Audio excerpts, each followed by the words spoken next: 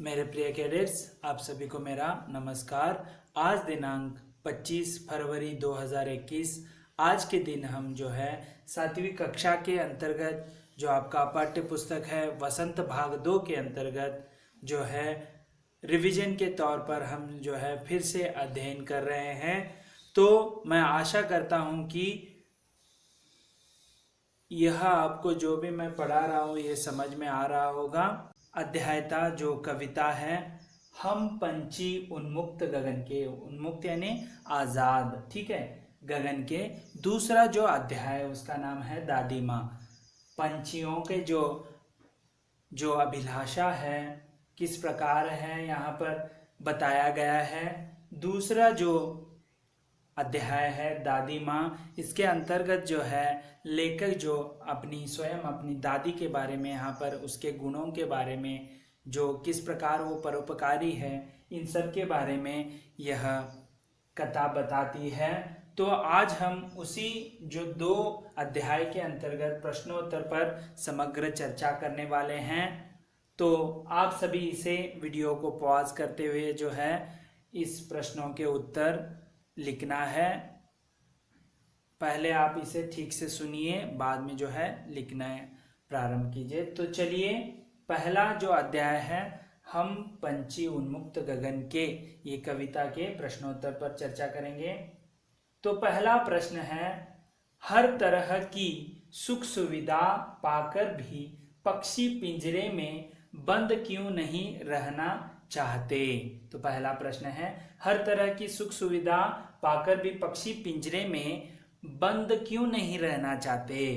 तो उसे सब कुछ मिल रहा है, तो इसका उत्तर है पक्षी के पास वो सारी सुख सुविधाएं हैं जो उनके जीवन के लिए आवश्यक हैं, परंतु वह स्वतंत्रता नहीं है, उन्हें स्वतंत्रता नहीं है जो उन्हें प्रिय है। जो स्वतंत्रता होनी चाहिए वह उनको पसंद है, वो नहीं है।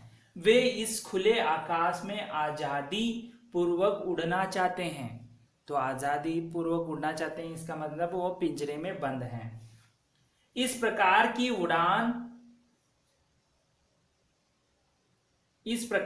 उड़ान उनमें नई उमंग व प्रसन्नता भर देती है। नया उमंग, जोश जो है, प्रसन्नता भर देती है आसमान में उड़ने से, जो पिंजरे की सुख सुविधा नहीं दे सकती है।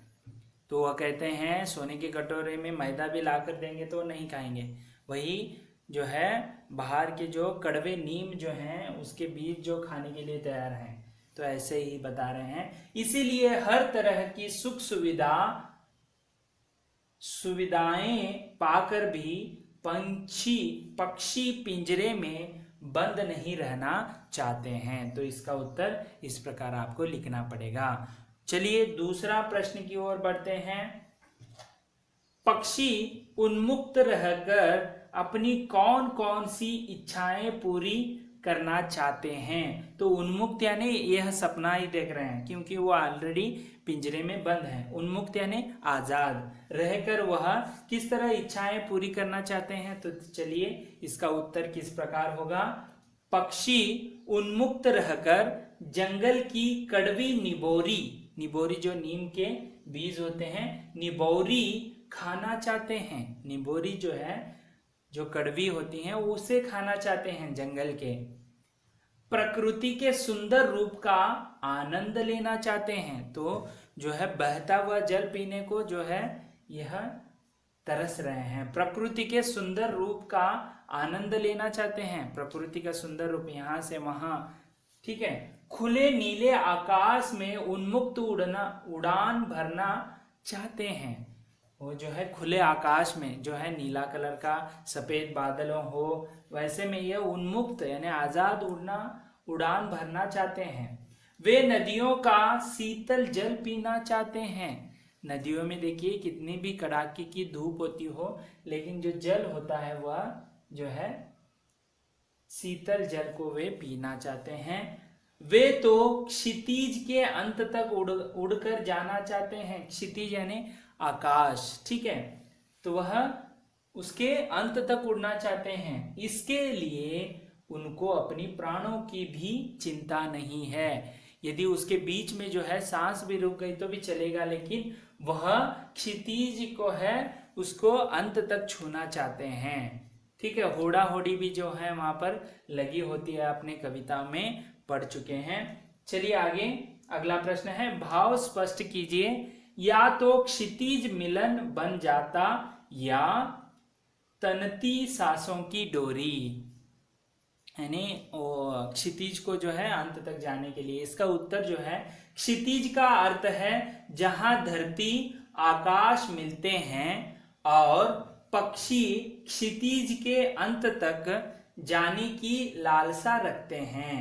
तो है क्षितिज का अर्थ है जहां धरती आकाश मिलते हैं, ठीक है, और पक्षी क्षितिज के अंत तक जाने की लालसा रखती है।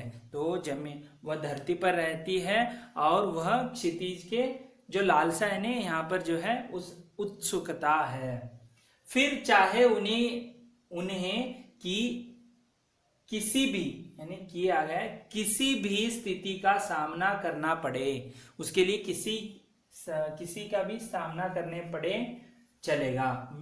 वो चाहते हैं या तो आज वह क्षितिज का अंतिम छोर ही प्राप्त कर ले, या तो आज वो जो उड़ चुके हैं एक तो अंतिम छोर ही प्राप्त कर ले, अन्यथा अपने प्राणों को न्यौछावर कर दे, अन्यथा वह अपने प्राणों को न्यौछावर कर दे। तो इस तरह इसका भाव होता है। अगले प्रश्न की ओर बढ़ेंगे।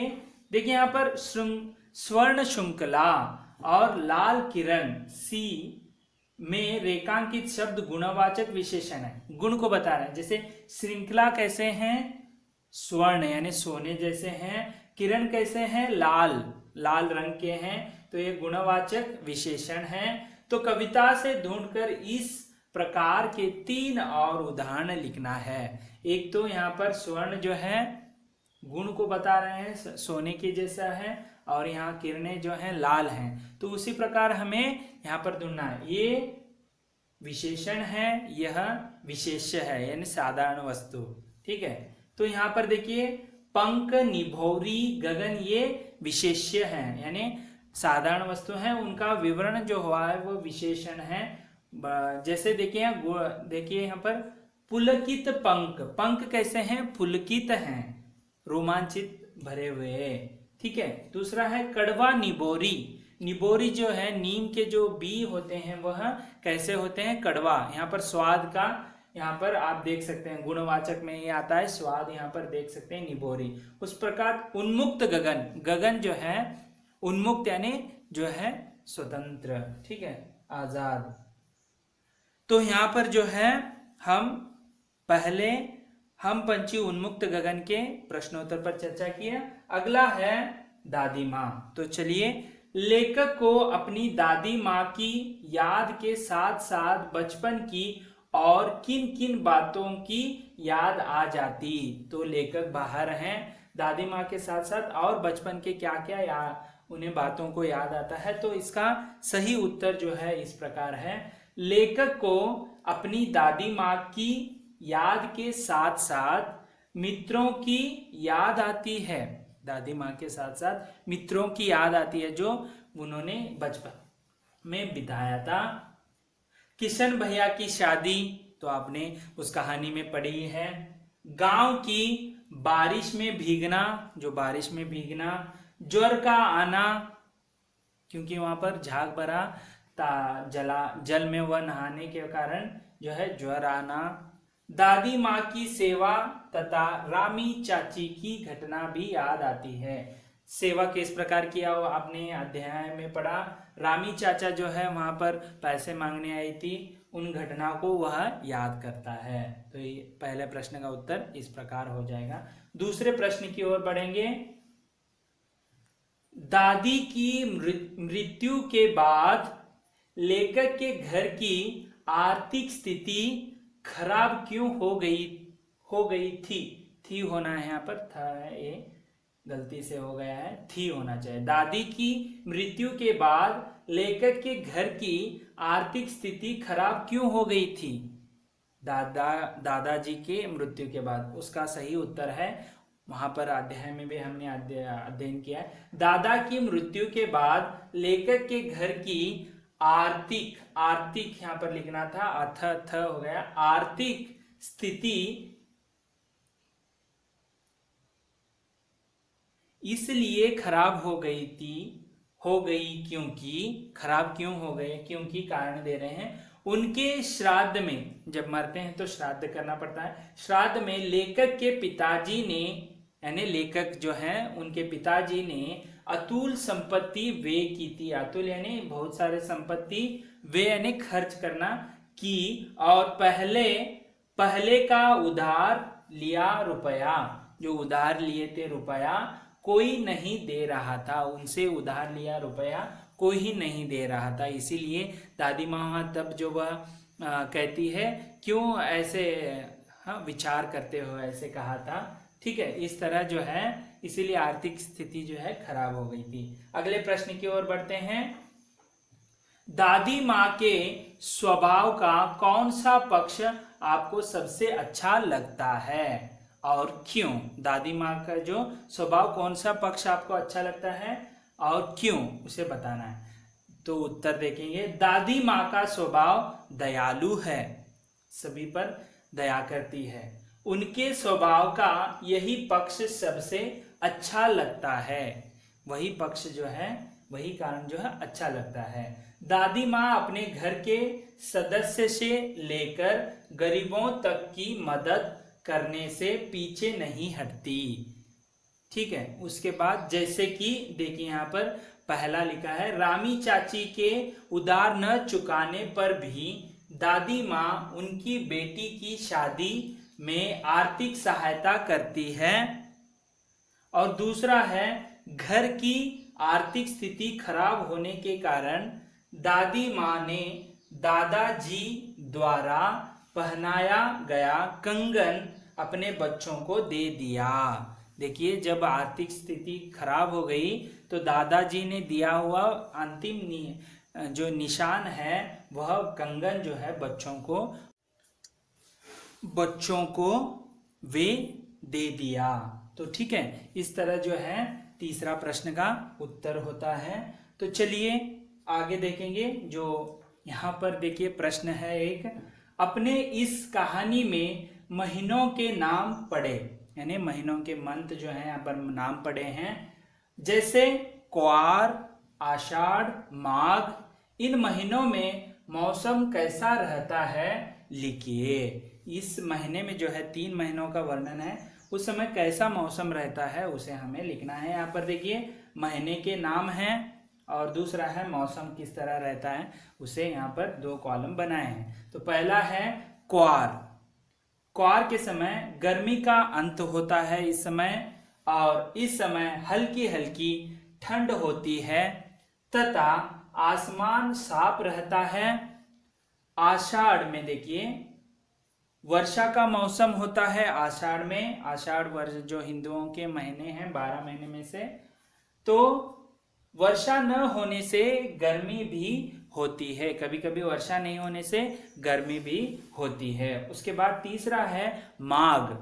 माघ में देखिए इस महीने काफी सर्दी होती है, तो यानी जाड़े का महीना भी आप कह सकते हैं माघ को। इस तरह क्वार, आषाढ़ और माघ के बारे में आपने समग्र जानकारी ले ली। तो इस तरह आज हमने पहला कविता है हम पंछी उन्मुक्त गगन के, उसके प्रश्नोत्तर पर चर्चा की समग्र। उसके बाद जो है दूसरा अध्याय कहानी है दादी माँ, जो स्वयं शिव प्रसाद सिंह की अपनी दादी माँ के बारे में वर्णन किया है, उसका भी हमने विस्तृत अध्ययन किया। अगले वीडियो में जो है अगले लेसन के साथ फिर से उपस्थित होऊंगा। तब तक के लिए धन्यवाद। आपका दिन मंगलमय हो।